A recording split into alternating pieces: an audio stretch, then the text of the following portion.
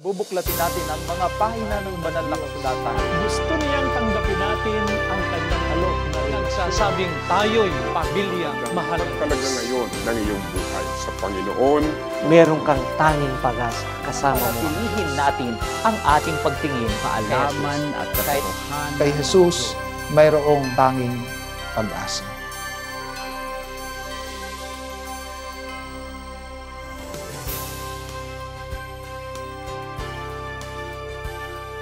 Magandang gabi po mga minamahal na mga kapatid at mga kaibigan at sa lahat po ng sumusubaybay sa Central Luzon Conference. Malugod po namin kayong binabati at tinatanggap sa unang gabi ng Ang Tanging Pag-asa Season 8 na may temang Si Jesus, ang Tanging Pag-asa. Natatalakayin po ng ating tagapagsalita na walang iba kundi si Pastor Isagani Valencia. Siya po ang kauna-unahang tagapagsalita noong Tanging Pag-asa Season 1. Siya po ay ginamit ng ating Panginoon upang maitatag ang Filipino Seventh-day Adventist Church sa Singapore. Sa kasalukuyan, siya po ay naglilingkod bilang Ministerial Secretary, Discipleship, and DRIL Director ng Seventh-day Adventist Church Conference sa Singapore. At kami naman po ang inyong mga kasama bilang host sa buong serye ng ating programa at ang inyong lingkod, Pastor Henry Magada. Ako naman po si Pastor Cesar Magbatas Jr. At Pastor Hen, isang karangalan ang makasama ka sa sharing ito upang talakayin kung gaano kabuti ang Diyos sa ating buhay. Amen. Kagalakan po sa akin, Pastor, at sa ating lahat po na maging bahagi po ng programang ito. At mga minamahal na mga kapatid, ang unang paksa po na tatalakayin ng ating tagapagsalita ay may pamagat na Diyos muna. Subalit bago po natin siya mapapakinggan, tayo po muna ay manalangin. Let's pray. Dakila po naming Diyos na makapangyarihan sa lahat. Maraming salamat po sa panahon na pinagkaloob niyo po sa amin na kami po ay patuloy na matuto at lumago po ang aming pananampalataya at relasyon sa inyo. Pagpalain niyo po ang bawat isa samantalang kami po ay makikinig ng inyong pabalita. Gabayan niyo po kami, gabayan niyo po ang bawat isa sa kanilang kinaroroonan. Manatili po silang safe at maging pagpapala po sa amin ang pag-aaral. Mangusap po kayo at ang inyong banal na espiritu po ang magbigay ng conviction sa mga bawat isa na nakikinig po sa mga oras nito. Salamat Panginoon sa inyong pagdinig na ipanalangin sa pangalan ni Jesus. Amen.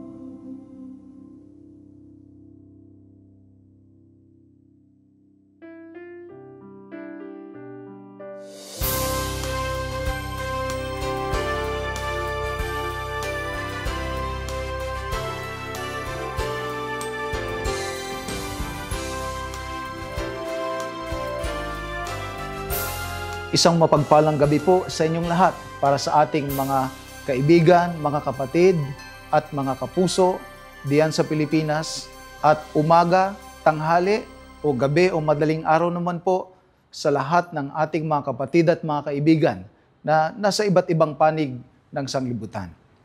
Nagpapasalamat po kami ng marami sa inyong pagpapatuloy sa amin sa inyong mga tahanan, kung kayo naman po ay nasa inyong mga pagbabiyahe o kayo naman po ay nasa inyong mga opisina pa sa mga pagawaan. Sa panahong ito, kami po ay malugod na nagpapasalamat sa inyo pong pagpapatuloy sa amin at pagtanggap sa aming paanyaya na makasama namin kayo sa darating na 2 linggo upang tayo ay tumunghay sa mga pahina ng banal na kasulatan sapagkat hangad natin na sa pamamagitan ng mga salita ng ating Panginoong Diyos, ikaw at ako ay makasumpong ng tanging pag-asa. Sa buhay natin, ay mayroong hinahanap palagi ang mga tao. Iba-iba ang dahilan ng kanilang mga pagising. Iba-iba ang dahilan ng kanilang mga pagsusumikap. Iba-iba ang kanilang mga ambisyon sa buhay at mga motivations. Ngunit sa banal na kasulatan, ay mayroon lamang 2 paghahanap ang mga tao.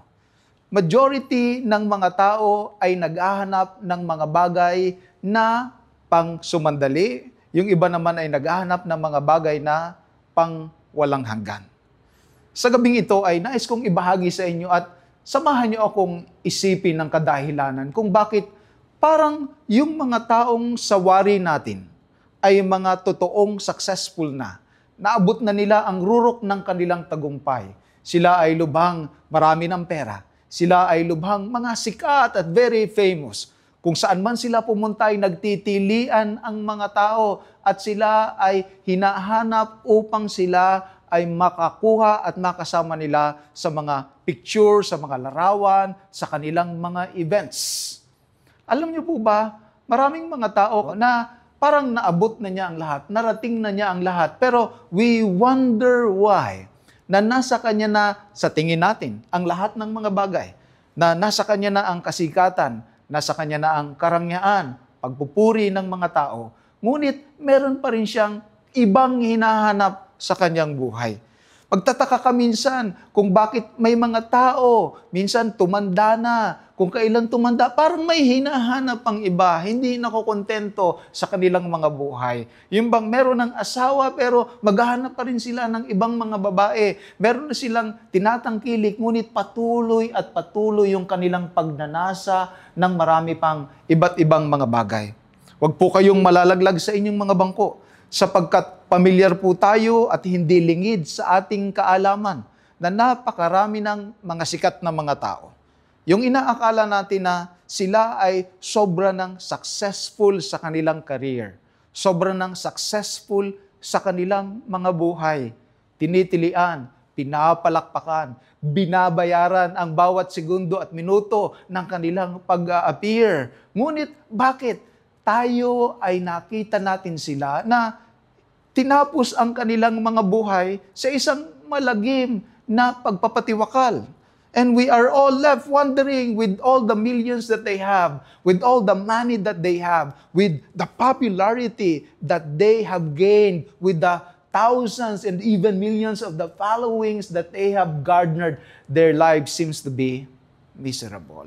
Something is amiss. Sapagkat, kagaya nga ng nasabi ko sa inyo mga minamahal, meron kayong hinahanap. Tiyak meron kayong hinahanap. Tiyak yan, sigurado yan. May dahilan kung bakit kayo gumigising araw-araw. Bakit nyo sinusugod ang ulan at bakit nyo tinitiis ang init, bakit kayo nagtitiyaga sa buhay. Meron tayong hinahanap. At sa ating paghanap, meron itong kategory. May mga bagay na pansamantala, may mga bagay na walang hanggan. Hayaan nyo pong sa unang bahagi ng ating serye gabi-gabi ay ipakilala ko sa inyo kung ano ang kahalagahan at nasaan ang ating hinahanap sa buhay na ito. Sa Lucas Kapitulo 12, talatang 13, ay may binanggit ang ating Panginoong Hesukristo tungkol sa ating mga hinahanap at tungkol sa ating buhay. Hayahan niyo pong basahin ko ang Lucas 12:13. May isang nagsabi mula sa karamihan, Guro, sabihin mo sa aking kapatid na lalaki na hatian ako sa mana. Ito pong lalaking ito, nang lumapit siya sa ating Panginoong Hesukristo, ay nais niya na ang ating Panginoong Jesus ay maging mediator, maging someone na magbibigay sa kanila ng mediation sa kanyang kapatid tungkol sa kanilang minana marahil sa kanilang mga magulang. Ang hinahanap ng lalaking ito ay ang mana. Tungkol sa property or marahil ay tungkol sa pananalapi na naiwan sa kanila ng kanilang mga magulang. Ang una niyang hinahanap ay mga bagay na pansamantala. Ang pansamantala ay nakaklasify siya sa mga bagay na possession natin at mga bagay na ating pag-aari. Ngunit alam niyo po ba ang sabi sa kanya ng ating Panginoong Jesus? Lalaki, sino ang nagtalaga sa akin na maging tagahatol o tagahati sa inyo? Sinabi niya sa kanila, tingnan at ingatan ninyo ang inyong mga sarili mula sa kasakiman, sapagkat ang buhay ng tao ay hindi nakapaloob sa kasaganaan ng mga bagay na kanyang tinatangkilik. Ang sagot ng ating Panginoong Hesukristo is an object lesson to all of us, especially to many of us na ang hinahanap ay mga bagay tungkol sa buhay na ito. At ano yung tungkol sa mga buhay na ito na mga bagay? Ito po yung tinatangkilik. At ano yung tinatangkilik? Hindi lamang basta meron ka, kundi kasaganaan ng mga bagay na meron ka. Meron daw naghahanap ng gayong mga bagay. Hindi lamang yung magkaroon siya, yung marami siya na tinatangkilik at masagana ang kanyang buhay at yun ang kanyang ginagawa, yun ang kanyang obsession at yun ang dahilan ng kanyang paggising araw-araw. Yun ang kanyang hinahanap. Sabi ni Jesus, ingatan ninyo ang inyong mga sarili mula sa kasakiman. Yun po palang ating pagnanasa na sumagana at dumami pa ang ating tinatangkilik ay maaaring maihatid tayo sa kasakiman. Pagiging greedy. Gusto natin ng more. Kaya nga po, usong-usong ngayon yung mga buffet, usong-usong ngayon yung mga maramihang mga kainan, ganyan, at talagang pinipilahan ng mga tao sapagkat people want to get more for their money. Gusto nila ng mas malalaki, mas magaganda. Sabi nila, the more, the merrier. Para bagang kung kakaunti, parang nakakahiya. Parang kung sapat-sapat lang, parang lugi ka at parang kawawa ka. Ang hinahanap ng mga tao ngayon, meron naman na siya, pero patuloy pa rin siyang nagpupursigi at hindi siya tumitigil sapagkat gusto niya ng mas marami. Sapagkat iniisip niya, ang buhay ay tungkol sa kasaganaan ng kanyang mga tinatangkilik. Successful siya kapag marami na siyang sasakyan, malaki na ang kanyang bahay, malaki na ang kanyang mga sakahan, at siya ay guminhawa sa buhay at marami siyang mga bagay na mga nagawa. Sapagkat ang sabi ng Panginoong Hesukristo, ang buhay ng tao ay hindi nakapaloob sa kasaganaan ng mga bagay na kanyang tinatangkilik. Ang buhay pala natin ay hindi nakapaloob. It is not about the things that we possess or the many things that we possess. Ang buhay pala hindi tungkol sa maganda na yung buhay mo dahil marami ka ng tinatangkilik. Dahil dito, ang sabi ng banal na kasulatan sa verse 16, nagsabi siya ng isang talinhaga. At sabi niya, ang bukirin ng isang mayamang lalaki ay nagbunga ng sagana. Nag-isip siya sa kanyang sarili. Sinabi niya, ano ang aking gagawin? Wala akong pag-iimbakan ng aking ani. So may isang lalaki na yung kanyang bukirin ay nagbunga ng sagana. At ang sabi niya sa kanyang sarili, wow, ano ang gagawin ko? Wala akong pag-iimbakan ng aking inani. Nagkaroon na po ba kayo ng ganitong suliranin? Yung wala kayong mapaglagyan ng inyong mga material na mga bagay. Yung namumutik-tik na ang inyong mga locker, ng inyong mga damit. Pagkatapos, ang sabi mo pa rin, wala akong masuot. Yung ang dami mong mga sapatos, ganyan. Pero tuwing nagpupunta ka sa mall, naghahanap ka pa rin ng sapatos. Yung marami ka ng raketa, pero pag pumunta ka sa mall, naghahanap ka na naman ng bagong modelo na raketa. Yung pinaka-latest na ang iyong phone, pero inaabangan mo na naman yung darating na bagong modelo ng bagong telepono. Yung hindi ka na matapos-tapos sa ka-scroll sa Facebook, sa Instagram, maghapon, sapagkat nag-aantay ka lagi ng mga bagay na mga bago, ng mga bagong mga videos, ng mga bagong feed, at naghatid sa iyo hindi lamang sa pagiging updated, kundi sa pagiging anxious, depressed, and stress sa dami ng mga bagay na iyong dinidesire at mga bagay na iyong nakikita. Itong lalaking ito'y wala nang mapaglagyan. Sobra-sobra yung mga bagay na nakuha niya sa kanyang buhay. Sobra-sobra na yung mga bagay na kanyang tinatangkilik. At sabi niya, anong gagawin ko? Sabi sa verse 18, sa talinghaga pa rin ng ating Panginoong Jesucristo ay ganito. Ganito ang aking gagawin, ang sabi niya. Gigibain ko ang aking kamalig. Magtatayo ng higit na malaki. Doon ko iiimbak ang lahat ng aking ani at ang aking mga mabuting bagay. Expansion! Hindi siya nakontento na, wow, salamat sa Diyos. Meron na ngayon tayong sobra-sobra, meron na tayong pwedeng maipamigay, meron tayong pwedeng i-share, meron na tayong maitutulong sa mga nangangailangan. Hindi ganoon ang kanyang naisip. Ang naisip niya, palalakihin ko pa. Gigibain ko ang aking kamalig, ang aking storehouse. Gigibain ko ito at magtatayo ng higit na mga malalaki. At hindi lamang po niya basta lalagay doon yung kanyang mga inani para pansamantala ay naroon. Kundi sabi niya, iiimbak ko ang lahat ng aking ani at yung kanyang mabubuting bagay. Hindi lamang po siya magpapalaki ng lagayan ng kanyang inani. Magpapalaki din siya ng lagayan ng kanyang mga mabuting bagay. Nakapunta na ba kayo doon sa mga bahay na talagang yung mga sapatos nila nakatukador, nakahaba, may mga wardrobe sila na walk-in wardrobe na talaga namang hindi na mo mapagwari kung saan nakalagay yung kanilang mga gamit at nagpaparami lamang ng nagpaparami. At talagang sila ay proud na proud, ipakita yung kanilang mga sasakyan, ipakita yung kanilang mga sapatos, ipakita yung mga naimpok nila, yung mga nabili nilang souvenir sa pagta-travel na sa US, sa Canada, sa Europe, sa Middle East, papakita nila lahat yan at doon nila huhugutin ang kanilang kagalakan at ang kanilang buhay.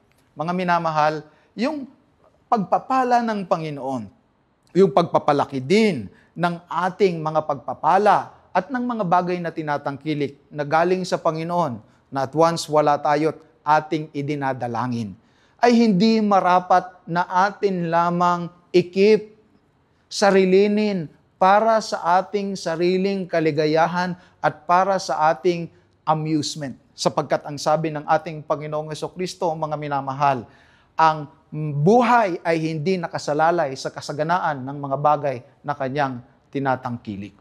Naalala niyo ba sa aklat na Ecclesiastes Kapitulo 2, ang Haring Solomon, na ayon sa Ecclesiastes Kapitulo 2, ay nasa kanya na at nabili niya ang lahat ng mga bagay. Hindi lamang siya nag-attend ng concert, binili niya daw yung mga manganganta. Hindi lamang siya nanood ng karera ng mga kabayo, binili niya daw yung mga kabayo. Hindi lamang siya namasyal sa mga botanic garden at doon sa mga gardens sa buong mundo, kundi nagpatayo siya ng mga gardens, ng mga villas, ng mga mang-aawit, na ano pat alang anumang bagay na itinanggi siya sa kanyang puso na mga bagay na kanyang ninanasa. Sa madalit sabi, kaya niya. Meron siyang resources. Marahil ang sasabihin mo, wow, sana all, di ba? Sana all. Sapagkat hindi naman lahat sa atin, porke gusto natin, nakukuha natin. Yung iba sa atin hanggang window shopping na lamang. Tingin-tingin na lang, ganyan. Medyo kung may magandang kotse, makikipicture tayo doon, kahit hindi naman sa atin yung kotse na yon, or makikipicture tayo doon sa isang magandang lugar, para naman masabi nilang, medyo tayo naman banggaan ng balikat at expose naman tayo at nakikita naman natin ang ganitong mga bagay. Kumbaga parang bang tayo medyo nagkakaroon din ng pride and happiness about those things.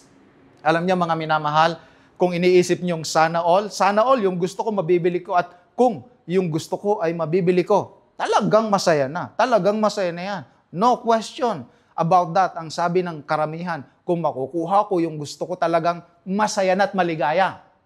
Di nga.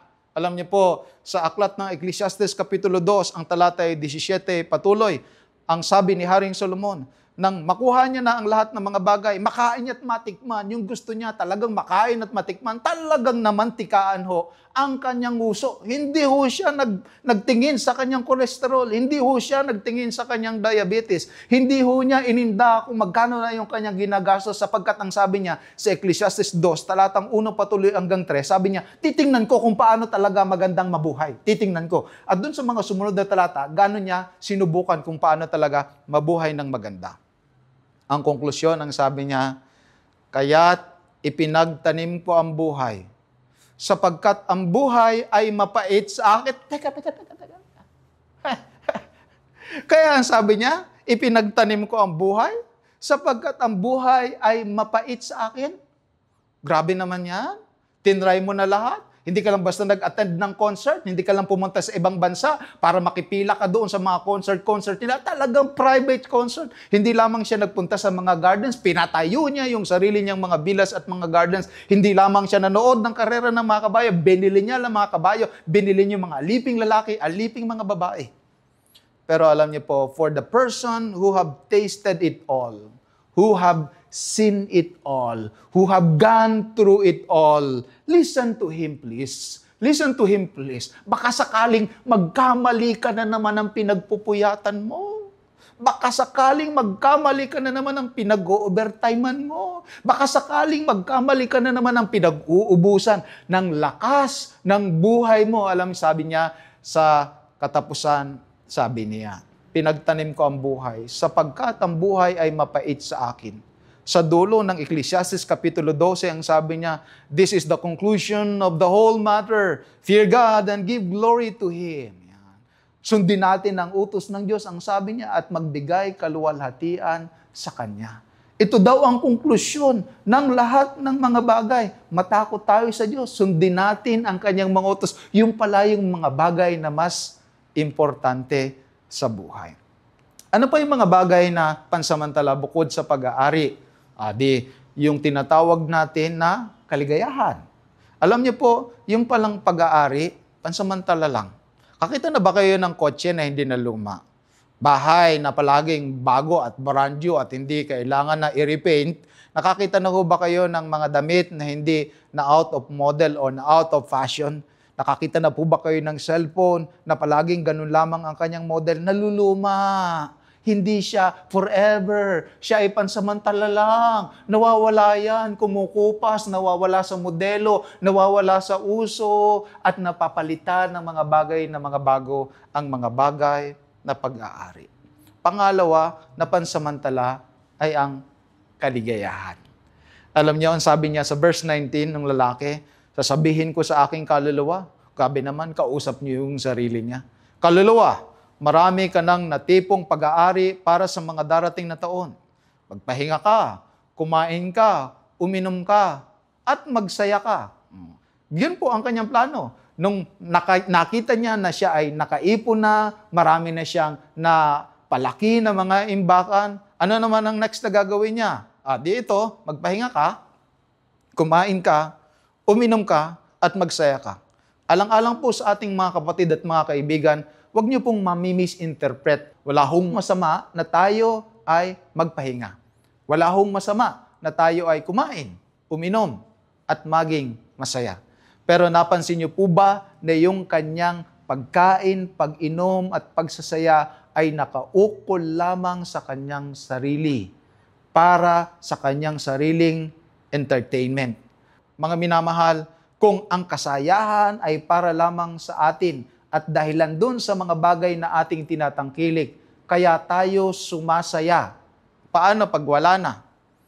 Kaya yung iba, nagkakaroon ng road rage kapag yung dahilan ng kanilang kasayahan at kaligayahan na kanilang kotse ay medyo nagurlisan ng kaunti, nabangga ng kaunti, talagang papatay na ng tao sapagkat ang kanyang isip, yun ang kanyang kaligayahan eh. Yung iba talagang ayaw na magpapasok sa kanilang mga bahay, baka madumihan, ganyan. Kumbaga nagiging sobrang masela na yung damit niya kapag natapunan ng konting kape ng mga waiter, talagang masisira ang kanyang araw, magagalit siya at kanyang mumurahin yung ibang mga tao sapagkat iniisip niya yung kanyang property, yung mga bagay na meron siya, yun ang kanyang kaligayahan.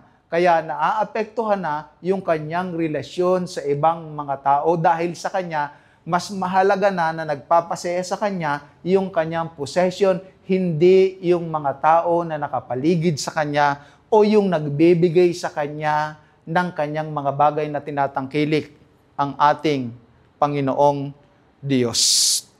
Alam niyo po, ang kaligayahan at ang ating pag-aari parehas pawang pansamantala lamang. Isang araw, yung cellphone na kaganda-ganda mo at masayang-masaya ka sapagkat bagong bili mo, bagong modelo. Pero yung kaligayahan mo nun, after a while, mawawala na. Alam niyo kung kailan? Pag may bago na. Andyan na naman, iPhone 16, ganyan. With AI, ganyan. And magdi-desire ka na naman. And for what? See, dati, masaya ka na dun sa nauna, pero dahil doon sa mas malaki mo pang pagnanasa, nawala na yung pagiging kontento sa ating buhay.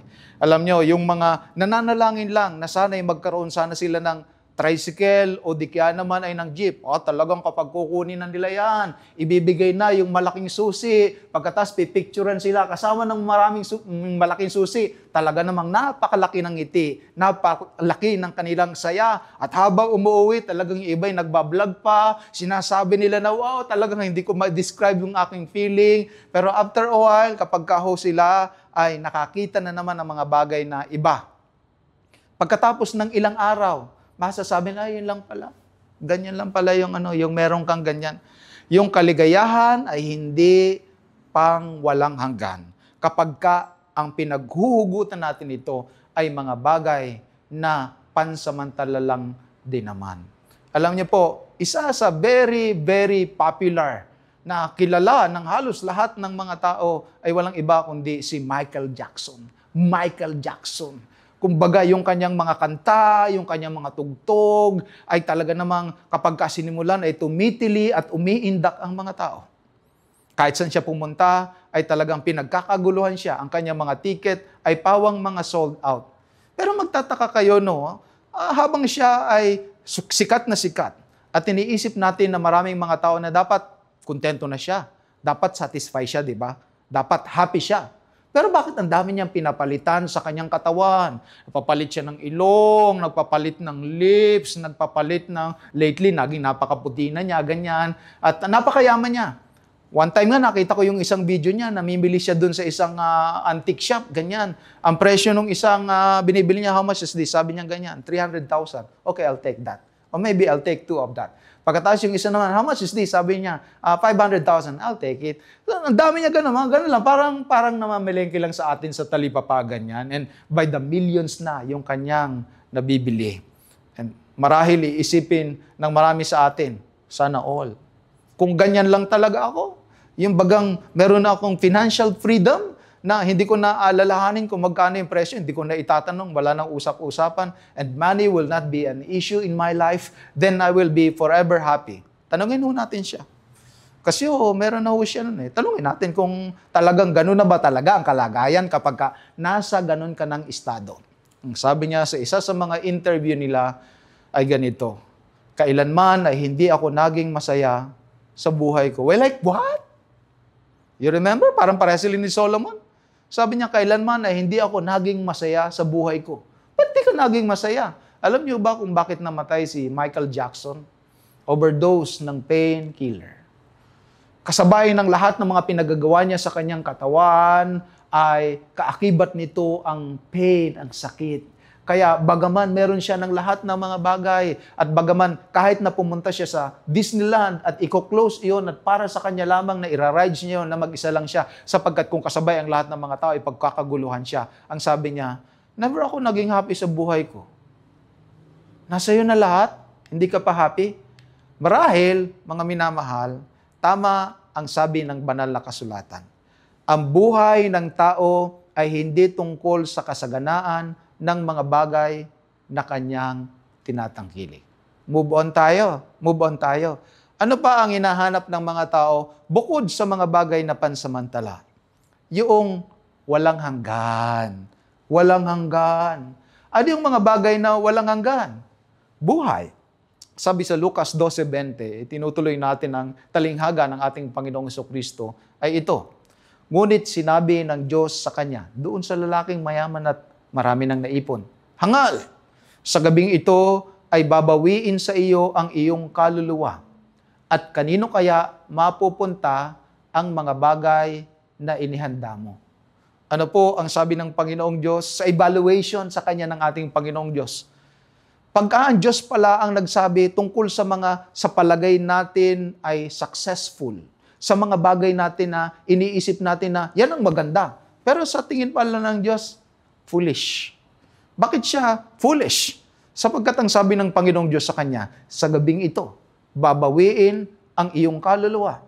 At kanino kaya mapupunta ang mga bagay na inihanda mo?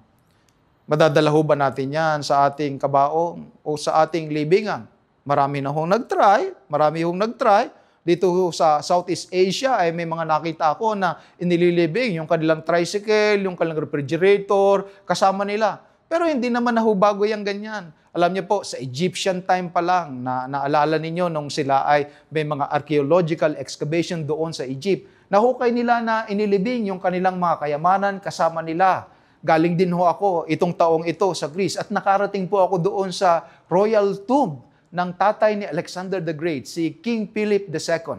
At doon po ay nandoon inilibing na kasama niya yung talagang mga muebles, mga ginto, mga pilak, mga tanso, at naroon kasama sa kanyang royal tomb. At kapag po kayo ay napunta doon sa Philippi, sa Greece, ay makikita niyo po na naroon nakadisplay pa rin hanggang ngayon. Doon mismo sa lugar kung saan inilibing si King Philip II. Alam niyo po, ginagawa din niya nila sa China. Kaya ngayon mayroong isang sikat na pasyalan sa China kung saan nung mamatay ang emperor ay inilibing na kasama niya ang ilang replika ng kanyang mga soldiers, ng mga paboritong mga tao at mga paboritong mga vessel at paboritong mga gamit. Sapagkat akala nga natin, yung mga tinatangkilik natin, dadalhin natin kahit saan tayo pumunta. Dito po sa Singapore, alam niyo po ba, tuwing buwan ng August, ay meron ho silang tinatawag ditong Ghost Festival o Ghost Man. Kung saan ito yung panahon na pagka ho kayo gumala dito, lalo na sa mga housing area, makikita niyo na sinusunog nila yung kanilang mga play money. Nagsusunog sila ng mga play car, ganyan. Naglalagay ho sila ng mga paboritong mga gamit ng kanilang mga namatay na mga mahal sa buhay sapagkat iniisip nila na ipapadala nila ito kahit na namatay na. Pero alam niyo ho, yung mga pinadala kahit na namatay na, naroon lang ho sa museum. Doon sa Royal Tomb Museum, doon po sa Greece. At naroon din po doon sa mga museum kung saan inilibing ang mga pero ng Egypt. Kung saan nila nilagay yung kayamanan, naroon lang. Hindi ho nila nadala kung nasaan man ho sila, naroon lang. At nga, yung karamihan nga ho ay ninako na ng mga tomb looter. Kaya po, ang sabi ng ating Panginoong Jesucristo, sa conclusion niya dito sa kanyang kwento, gayon ang nagpapakayaman sa ganang kanyang sarili at hindi mayaman sa Diyos. Gayon po pala yung nagpapakayaman sa kanyang sarili. Sa kanyang sarili. Ngunit, hindi siya mayaman sa Diyos. Sa paningin ng ating Panginoong Diyos, siya ay dukha, maralita, aba, siya ay walang tinatangkilik at wala siyang katiyakan para sa buhay na walang hanggan. Sabi ni C.S. Lewis, hanapin mo ang iyong sarili at ang matatagpuan mo lamang ay kamuhian, kalungkutan, kasawian, kagalitan at kabulukan. Ngunit hanapin mo si Kristo at matatagpuan mo siya at kasama niya ang lahat ng iyong tunay na ninanasa. Opo, mga minamahal, pagka hinanap lang natin ang mga bagay tungkol sa ating sarili, kapag ginugol natin ang ating panahon sa mga bagay na material, inubos natin ang ating lakas doon, napahamak ang ating pamilya, napahamak ang ating kalusugan, napahamak ang ating relasyon, sumama ang ating mga pag-uugali, nakalimutan nating manalangin, nakalimutan nating lubuhod, nakalimutan nating mag-worship sapagkat tayo ay abala, sapagkat kailangan pa nating kumita ng kaunti pa. pagka naputol ang ating hininga at nakita natin na ang buong buhay pala natin ay ginugol natin sa mga bagay para sa ating sarili. Silang lahat ay mauuwi sa kawalan, sa kabulukan, at sila'y mababalik muli sa kawalan. Kaya naman, mga minamahal, ang sabi ng ating Panginoong Hesukristo ay ganito. Sa Lucas 12:31 at 32, doon po sa dulo ng kapitulo ng binabasa nating kapitulo ng Lucas 12, sa dulo po nun, ng talinghaga na ito, tinapos ng ating Panginoong Hesukristo ang Lucas 12 sa ganitong mga salita. Gayunmay, hanapin muna ninyo ang kanyang kaharian at idaragdag sa inyo ang mga bagay na ito. Huwag kayong mga takot, munting kawan, sapagkat nakalulugod na mainam sa inyong Ama ang sa inyo'y ibigay ang kaharian. Napansin niyo ho ba yung pagtatapos? Sapagkat yung kwento po ay hindi lamang basta natapos sa talatang 20 ng Lucas 12. Sabi niya, ito, yung naghanap sa kanyang sarili lamang, nakayamanan, nagpayaman sa kanyang sarili, sabi niya, hangal. Sapagkat hindi siya mayaman sa Diyos. Kaya ang sabi niya, hanapin muna ninyo ang kanyang kaharian. Sapagkat malugod ang ating Panginoong Diyos na ang kanyang kaharian ay ibigay sa atin. At yung kanyang kaharian, mga minamahal, ay yun ang walang hanggan. Siya ang mananatili magpakailanman. Kaya ang panawagan sa atin sa gabing ito, sa oras na ito, to think about our life's pursuit. To think about the moments and the times whereby we are spending our lives. To think about what occupies you. Ano ang pumupuno sa iyo? Ano ang umuukupa ng iyong paghahanap? Ano ang hinahanap mo? At pagka nahanap mo na gusto mo pang dagdagan ng dagdagan. Ang payo ng ating Panginoong Hesukristo, hanapin mo muna ang kanyang kaharian. At idaragdag sa iyo ang mga bagay na hindi mo unang hinanap. Ang mga bagay na ating kinakailangan. Ano pat pag nasumpungan mo na ang kaharian at ang katuwiran ng ating Panginoong Diyos, nagkakaroon na tayo ng walang hanggang katiyakan. Hindi lamang sa buhay na ito, kundi hanggang sa buhay na darating. Ang sabi ng Panginoon sa babaeng naghahanap lamang ng pansamantalang tubig sa Juan 4:14 ay ganito. Datapwat ang sinumang uminom ng tubig na sa kanya'y aking ibibigay ay hindi mauuhaw magpakailanman. Ngunit ang tubig na sa kanya'y aking ibibigay ay magiging isang balon ng tubig na bubukal sa kabuhayang walang hanggan. Ito po ang layunin ng ating serye. Ito po ang layunin ng Tanging Pag-asa. Kung ngayong gabi, nang masubukan mo na ang buhay, naiwan ka lamang na uhaw pa rin. Kung pagkatapos mong mabrowse ang social media, matingnan ang mga uso, ang mga latest, ang kanilang mga patawa, ang mga prank nila, ang mga gimmick nila, pero mas naiwan kang anxious at uhaw pa rin. Kapag ka nabili mo na ang sapatos na gustong-gusto mo, napuntahan mo na ang lugar na pangarap mo, dream holiday mo, pagkatapos noon, pagpauwi ka na, ang sabi mo sa iyong post, back to reality. Kapag ka nasubukan mo na ang mga bagay na akala mo magbibigay sa iyo ng lubos ng kaligayahan at satisfaction sa buhay, but at the end of it, naiwanan ka pa rin, wow, longing for something more, hungering for something better. Hayaan niyo pong i-offer sa inyo ng seryeng ito, ng Tanging Pag-asa, ang ating Panginoong Hesukristo na magbibigay sa atin ng pagkatighaw to quench all our deepest thirst in our heart. He alone can quench it. He alone can satisfy the soul. He alone can put us and give us the peace that passeth understanding despite of our circumstances. The love and the love of God alone will be able to give us that understanding of peace, to give us that satisfaction that this life cannot simply offer. Alam niyo po, iba yung love kapag yung love yung natanggap natin naranasan natin. Kilala nyo ito? It's not a bird.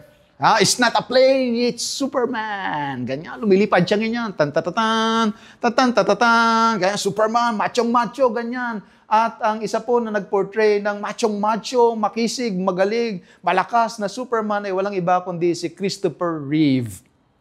Pero alam niyo po ba, sa isang competition ng equestrian, itong si Christopher Reeve, ito pong actor na Superman, samantalang siya ay nakasakay dun sa kanyang kabayo during one of the equestrian competition, nag-hesitate yung kanyang kabayo sa pagtalon dun sa hurdle.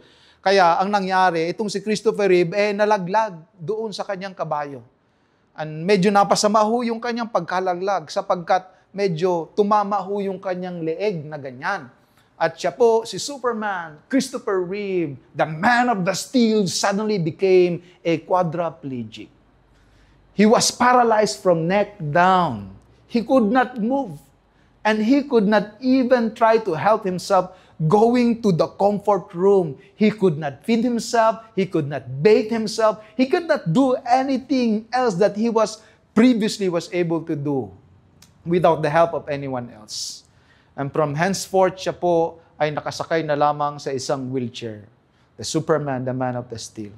Pero alam niyo po ba, ang nakabigay sa kanya ng lakas ng loob, nakabigay sa kanya ng reason to live for another day, sapagkat sinabi niya doon sa kanyang autobiography, sa book niya na It Is Still Me, sabi niya doon sa kanyang asawa na si Dana, sabi niya, maybe we should just end me. Maybe we should just end me. Pero ang sabi ng kanyang asawa, I'm here. And I love you no matter what. Ang sabi ni Christopher Reeve, despite of this tragedy that has come upon my life, the love of my life, the love that I received from her, becomes a beacon of light and hope on a daily basis that precisely sustain me. The gift of overflowing, unended love and grace is the love that is being offered to us by our Lord and Savior, Jesus Christ. Ito ang kapayapaan, ito ang katiyakan, ito ang pag-ibig, ito ang satisfaction na tanging si Jesus lamang ang makapagbibigay. Nakikisuyo po ako sa inyo, mga minamahal. Subukan natin siya. Subukan nating Diyos muna. At kapag ginawa natin iyon, ang sabi niya, sapat at tiyak na idadagdag niya ang lahat ng ating mga kinakailangan. Hangad ko po ang inyong kaligayahan. Hangad ko po ang inyong kapayapaan. Hangad ko po ang inyong satisfaction. Hangad din yan ng ating Panginoong Hesukristo para sa inyo. Sapagkat hindi siya naparito upang magnakaw, kundi bigyan ka ng buhay at ng kasaganaan niyon. Sapagkat sa Kanya, kay Jesus, mayroong tanging pag-asa. Hari nawa po ay makasama namin kayo bukas ng gabi sa panibagong serye ng ating paghahanap ng tanging pag-asa.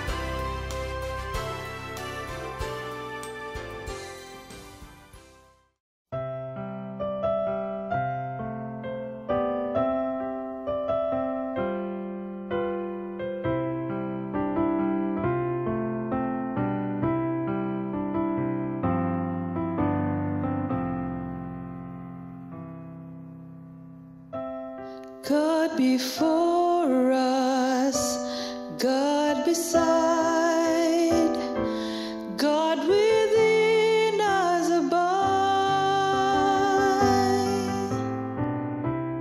God in heaven and in this place, Father, we commit to you this day.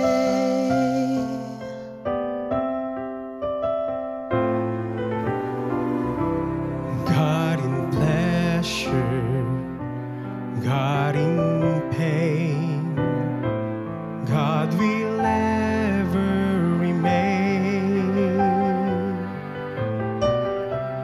God in gladness and God in strife, Father, we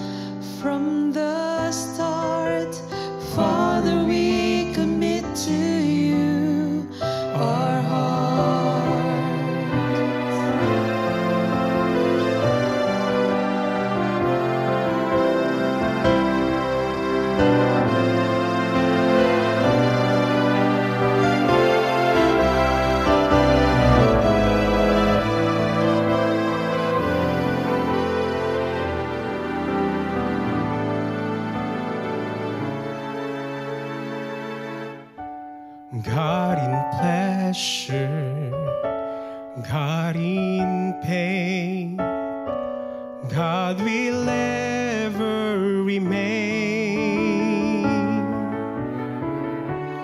God in gladness and God in strife, Father, we commit to you our lives.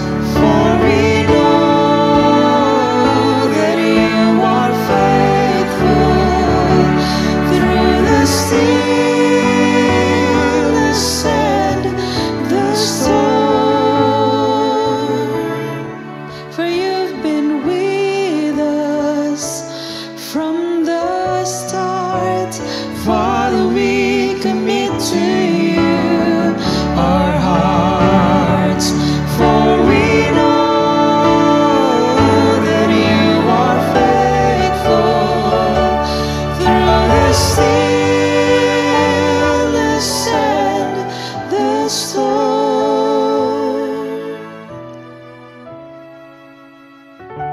For you've been with us from the start. Father, we commit to you our hearts. Father, we commit to you our hearts.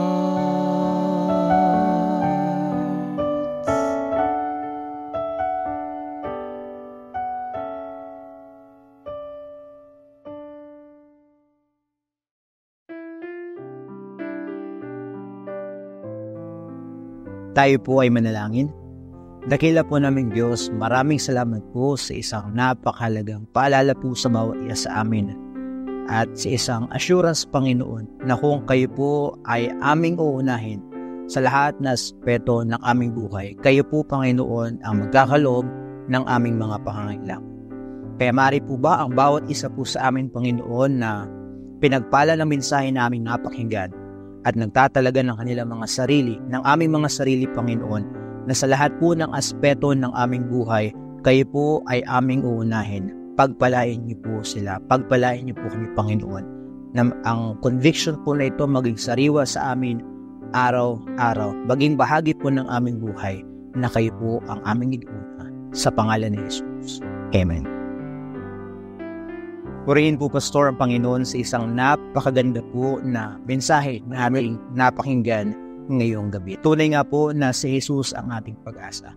Sa inyo po, Pastor, ano po ang pag-asa na hatid po sa inyo ng ating pong paksa ngayong gabi? Alam mo, Pastor Henry, dahil nga sa napanood natin kanina at pagsubaybay natin, makikita natin dito na wala ka ng ibang pwedeng asahan sa buhay kundi si Jesus. Kasi wala akong nakita na gamit. Gaya sinabi ng ating speaker, wala akong nakita na gamit na hindi nasira. Wala akong nakita na relasyon na nananatili magpakailanman. Talagang may mga pagkakataon na ikaw ay masasaktan, ikaw ay malulungkot, at sa pagpapaalala sa atin sa gabing ito na dapat mo siyang unahin muna. At ang pinagpapasalamat ko lang, Pastor Henry, hindi na kailangan tayo na mag-alala pa kung ano ang gagawin natin. Si Jesus, nung siya ay napunta dito sa lupa, ay binigyan niya tayo ng mga kung papaano unahin ng Diyos. Sa tuwing umaga, bago siya lumabas sa mga tao, bago siya makisalubilo, magpagaling, makipag-usap, magtrabaho, yung constant communication na pinapakita niya. Kinakausap niya muna ang Diyos sa mga desisyon, sa mga major decision na kanyang ginawa nung nasa lupa siya, lalo na doon sa Gethsemane. Talagang laging may consultative period sa buhay niya na maging anumang desisyon, maliit o malaki, ay lagi niyang inuuna ang Diyos at siya'y nagtagumpay. Amen. Kaya ang ating Panginoong Jesus, Pastor, ang ating perfect po na model. Kung isipin po natin, siya po ay hindi lang tao, siya po ay Diyos. Subalit pinakita po niya sa amin ang kahalagahan po na unahin po ang Panginoon. Kaya mga minamahal mga kapatid, mga kaibigan, isa pong napakahalagang paalala po sa bawat isa sa atin Wala po sa ating napakinggan kapag mas higit po natin na pinapahalagaan ang kayamanan, ang inyong masusumpungan sa huli ay kahirapan. Subalit kung Panginoon ang ating inuuna sa lahat ng larangan, masusumpungan po natin ang tunay na kayamanan.